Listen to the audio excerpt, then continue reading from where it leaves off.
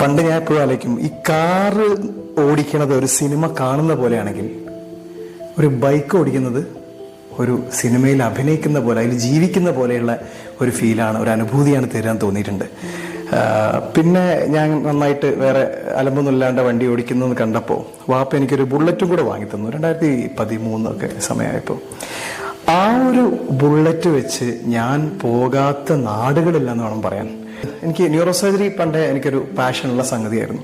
സാധാരണ ഞങ്ങൾ ന്യൂറോ സർജൻസിന് ഏത് നട്ടപ്പാതിരിക്കും വരുന്ന ഒരു ആക്സിഡന്റ് കോൾ നമ്മൾ എക്സ്പെക്ട് ചെയ്യും. ആ ആക്സിഡന്റ് കോളുകളിൽ ഒരു 90% അധികവും ഈ ബൈക്ക് ആക്സിഡന്റും മറ്റുമായിട്ട് വരുന്ന കുട്ടികളായിരിക്കും. ചിലരൊക്കെ +2 എക്സാം കഴിഞ്ഞ് A+ വാങ്ങി കുടുംബത്തിന്റെ പ്രതീക്ഷ കാര്യമായിട്ട് ഉള്ള ഒരു കുട്ടിയായിരുന്നിരിക്കണം. അല്ലെങ്കിൽ ആദ്യത്തെ ശമ്പളം വാങ്ങിയിട്ടുള്ള ഒരു കുട്ടി, ശമ്പളം വാങ്ങി ഉമ്മാന്റെ കയ്യിൽ കൊടുത്തതിന്റെ നെക്സ്റ്റ് ഡേ ആയിരിക്കും ചിലപ്പം ആക്സിഡന്റിൽ പെടുന്നുണ്ടാവുക. ഇങ്ങനൊരു ആക്സിഡന്റ് സംഭവിച്ച് നെക്സ്റ്റ് ഡേ അവരുടെ കൺസേണുകൾ അന്ന് വരെ ഉണ്ടായിരുന്നതല്ല.